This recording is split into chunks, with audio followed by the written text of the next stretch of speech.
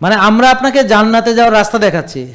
জান্নাতে যাইতে হলে কাকে খুশি করতে হবে? আপনার সৃষ্টিকর্তাকে খুশি করতে হবে, তাই না? এখন আপনার সৃষ্টিকর্তা কি খুশি হবেন আপনার যদি ডিসিপ্লিন না থাকে? তাহলে আপনাকে ডিসিপ্লিন শেখাচ্ছি। তাহলে জান্নাতে যাইতে হলে কি করতে হবে? ডিসিপ্লিন মানতে হবে। এই তো গুড, এই তো বুঝতে পারছেন। জান্নাতে যাইতে হলে আল্লাহর দেওয়া প্রকৃত খাবার খাইতে হবে, মানুষের বিকৃত করা নষ্ট খাবার খাওয়া যাবে না। আর জান্নাতে যাইতে হলে 5 ওয়াক্ত নামাজ মসজিদে গিয়ে পড়তে হবে, ঘরে পড়লে হবে না। হ্যাঁ, ওজোর থাকলে আলাদা, বেড়াইতে গেলে আলাদা, সেটা ভিন্ন। সেটা তো কসর টসর আছে, এগুলো আলাদা, কিন্তু নিয়মিতভাবে আমরা চেষ্টা করব, তাই না? এরপর আমরা চেষ্টা করব রোজা রাখতে, সোম বৃহস্পতি অন্যান্য সময়। তাহলে কে খুশি হবেন? আল্লাহ খুশি। আমরা 1 ভাগ খেলে কে খুশি হবেন?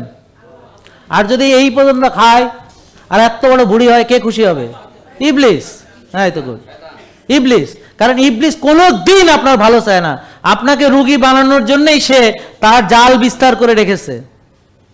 আপনাকে রুগী বানানোর জন্যই সে আপনাকে প্রলুব্ধ করছে, অলসতা, বিলাসিতা, খাওয়া, অতিরিক্ত খাবার, বাফে বুফে হাবি যাবে, মানে এত না খেলেও আপনি কোনো অসুবিধা হয় না।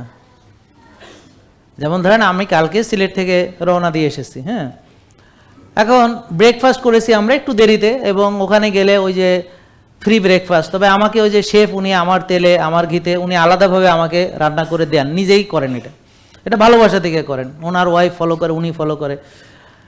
যেখানেই যে আলহামদুলিল্লাহ অনেকে আছে দেখি আল্লাহ তাআলা মিলায় দেয়। কেন মিলায় দেয়? আল্লাহ আপনাকে সেটা মিলায় দিবে যেটা আপনি আল্লাহর কাছে চান। জেকে লাইফস্টাইল, ওষুধ মুক্ত সুস্থ জীবন।